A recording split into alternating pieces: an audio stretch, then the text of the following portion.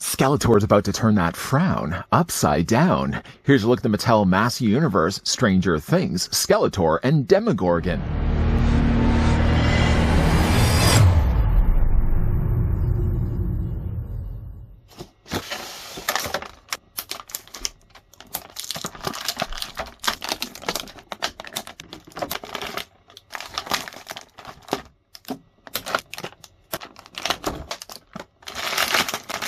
In his efforts to capture the power of Grayskull, Skeletor rips through the fabric of the universe into a new darker world, the Upside Down. Now subject to the rule of Vecna, Eternia counts once again on He-Man to fight back the horrors like the Demogorgon and return Eternia back home. The Masters may have more to worry about if Skeletor can bring in the Mind Flayer. Just though, before we get a close look at the Master Universe, Stranger Things, Skeletor, and Demogorgon, I'd like to first actually thank the Indo Nerd. He hooked me up actually with this set.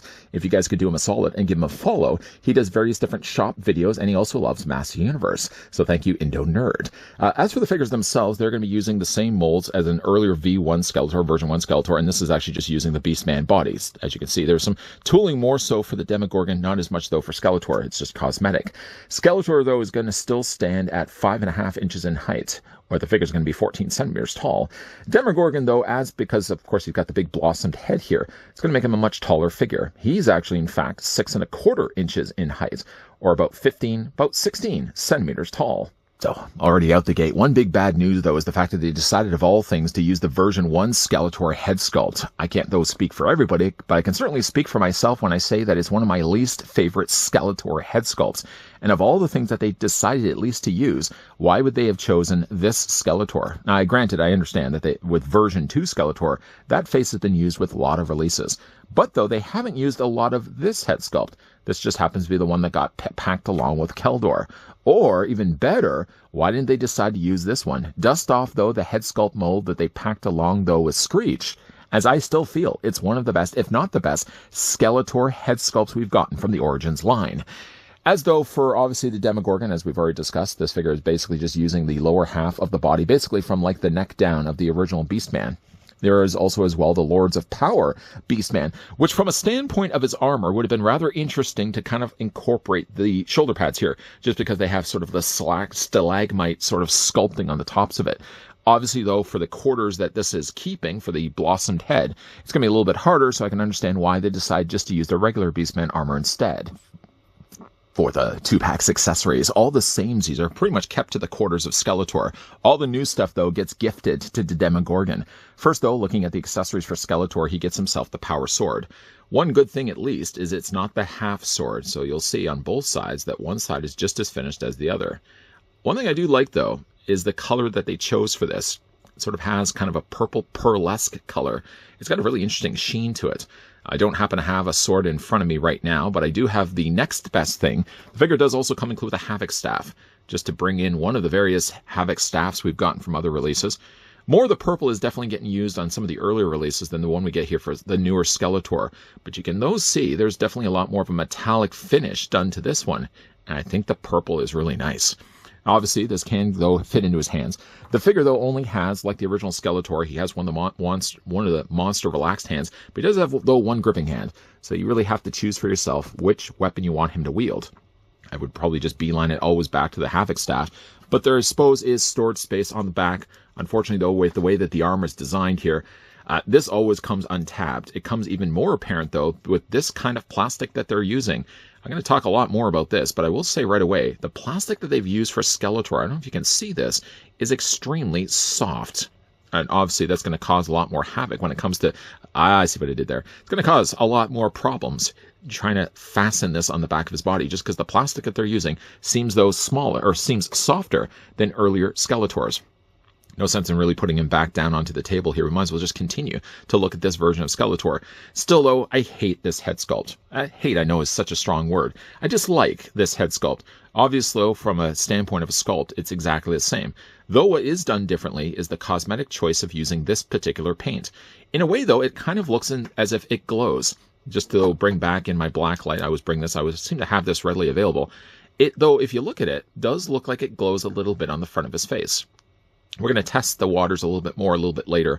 I'm going to actually put this in front of my lamp. I don't suspect, as I haven't checked this yet, if actually the face does glow. Maybe the eyes do, but leave it with me. We'll come back to that more in a moment.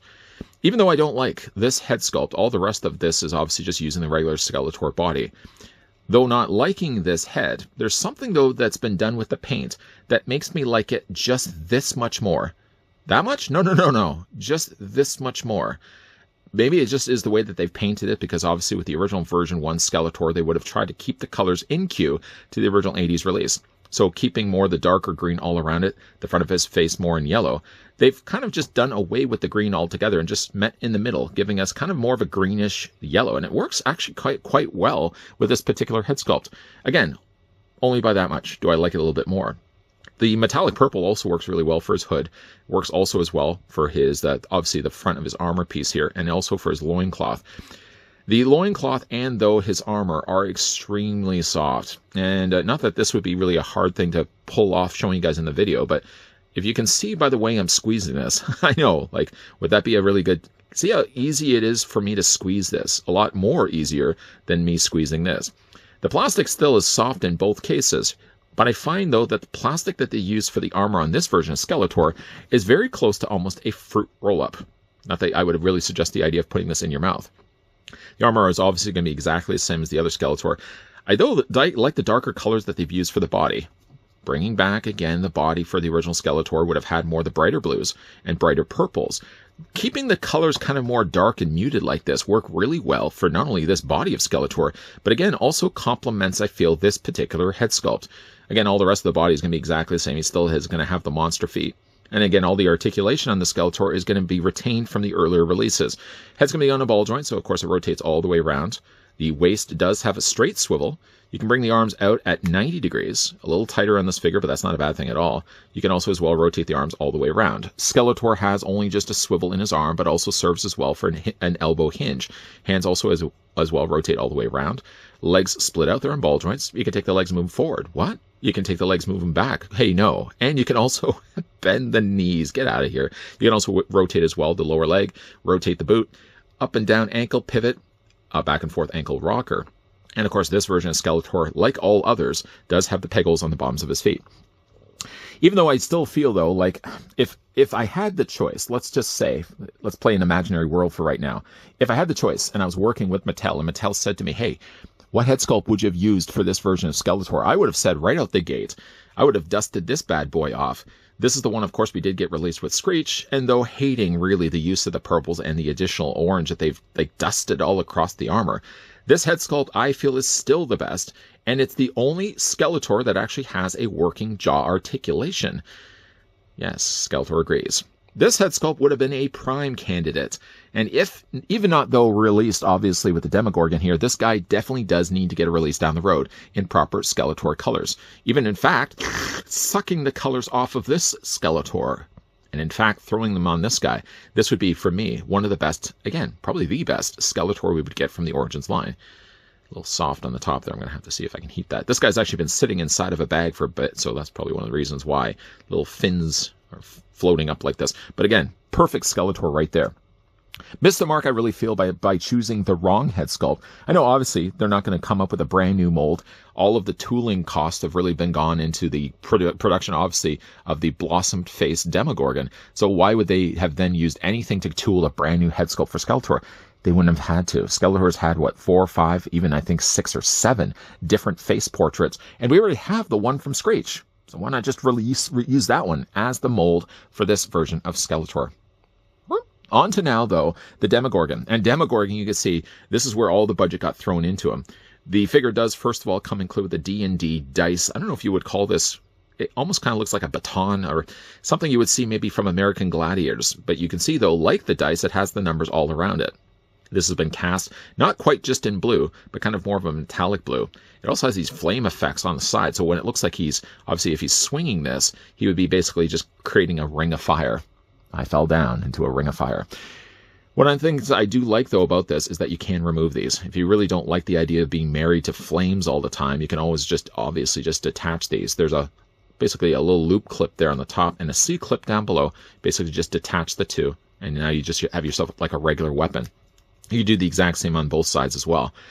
I was thinking actually, in fact, like, is this, if, for example, if you took the Demogorgon, let's not knock Skeletor off in the process, I think for all intents and purposes too, even though there's really no place for this to clasp onto, like his armor, for example, you could kind of give him some really cool flame effects too.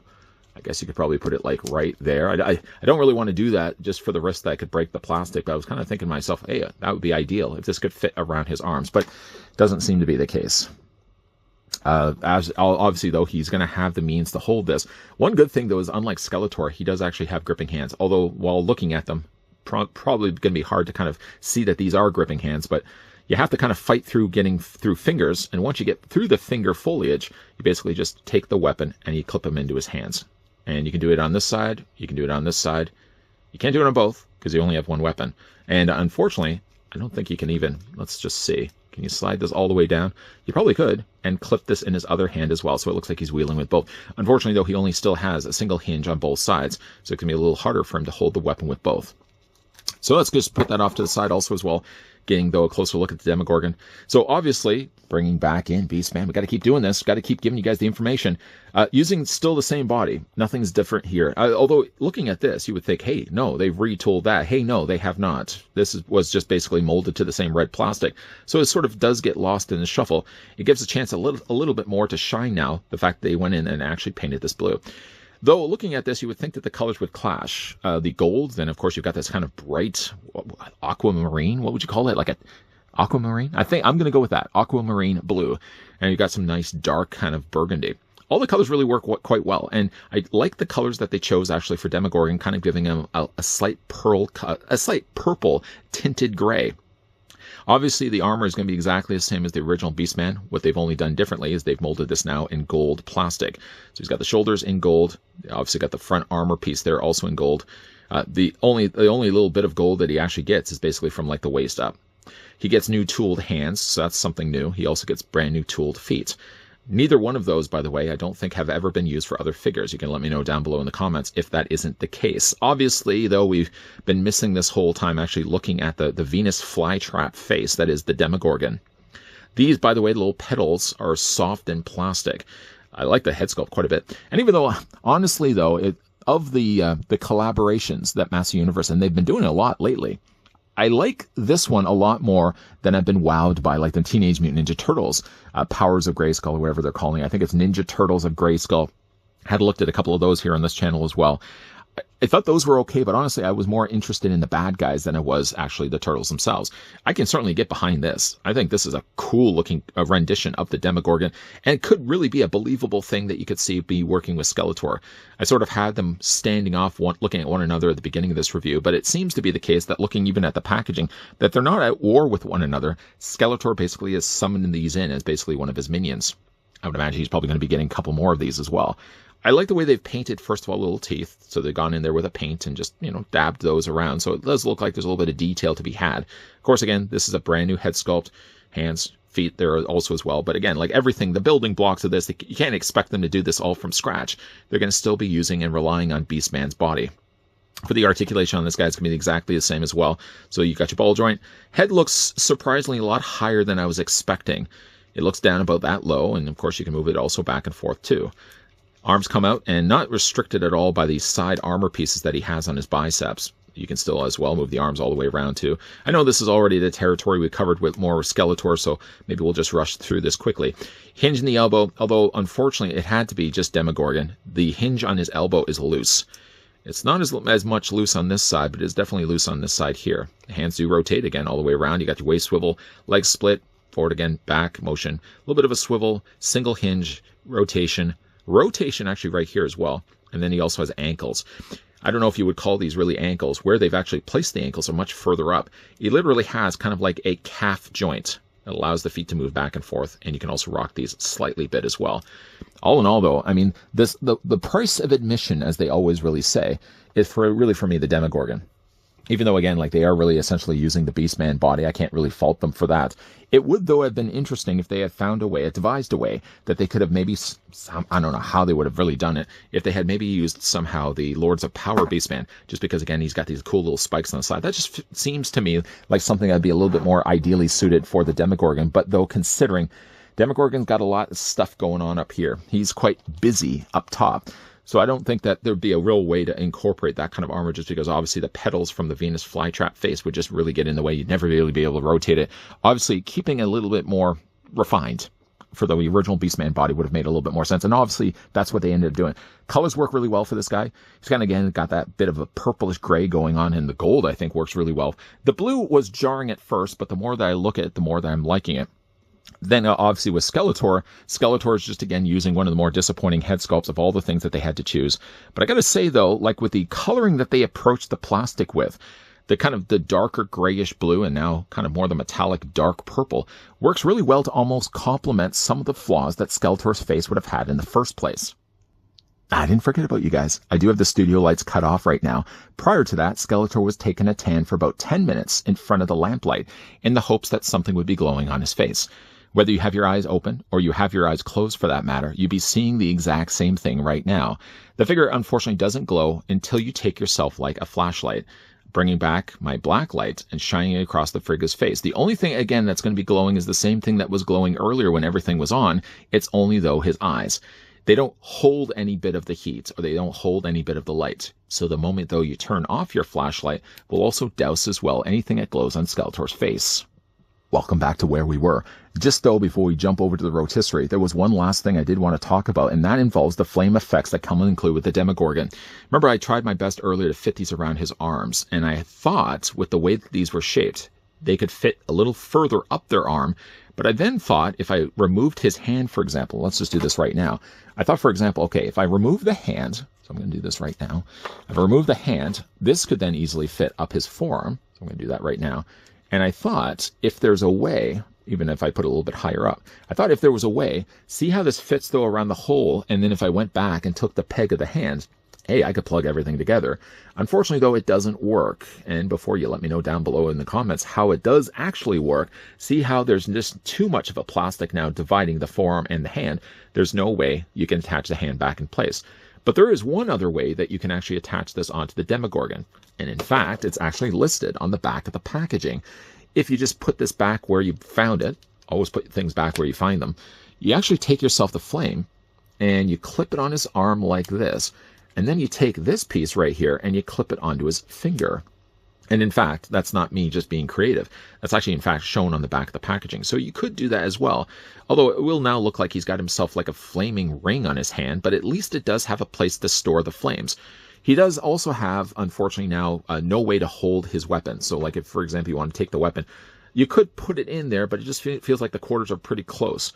You can see, like, for example, like he still holds it okay, but it just gets really close to the ring. I'd be really worried that that would snap. But there is at least a way that you can attach the flame onto the Demogorgon if you didn't want to actually have it on the weapon instead. And of course, you can just simply rinse and repeat the steps by then adding that on the other side of the figure's body as well.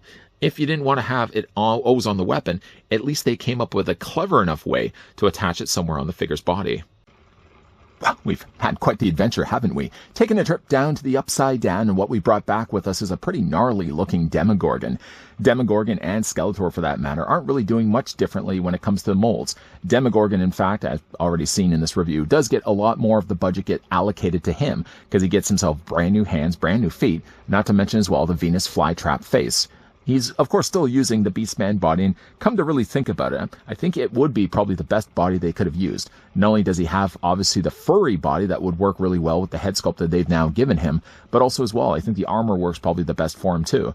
I was also thinking, too, like, if they had, for example, used mermans, but again, you would have still the same problem as the Lords of Power Beastman, that collar piece has to be high enough just to kind of give him a presence, but it can't be too high that it competes with, obviously, the head articulation, which the figure luckily still possesses. He does have a pretty decent looking weapon that he wields, whatever weapon that actually is, and he does also have the flame effects that can go either on the weapon or they can clip onto the figure's forearms, which is also a nice touch on Mattel's part. Skeletor isn't really all that interesting, I mean, other than really just the fact that they're using the version 1 Skeletor, which I still feel is the wrong choice for head. I feel still, I mean, I don't know why they're so against the idea of not just re-releasing that Skeletor that got packed along with his bird Screech. I feel still it's the best Skeletor head that we've gotten, and yet for reasons unknown, probably reasons and ideas they got from the Upside Down, they just choose to do the opposite. Let's just release the same Skeletor head in version 1, instead of rather getting the better looking head, because they already have the molding for it. Why don't they just have used that head instead? One thing, though, at least, is if you don't like the head like I don't like the head, at least the paint, I think, complements it.